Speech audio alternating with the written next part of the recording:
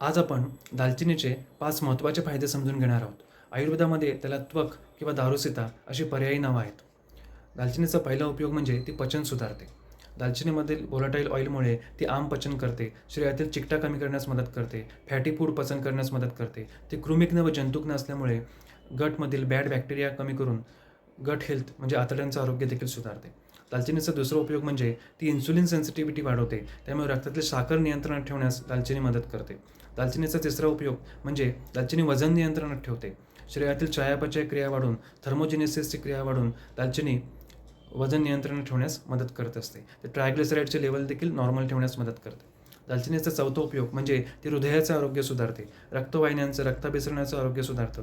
Antioxidant आणि anti इन्फ्लामरी गुणामुळे हृदयाला बल देण्याचं कार्य दालचिनी करत असते.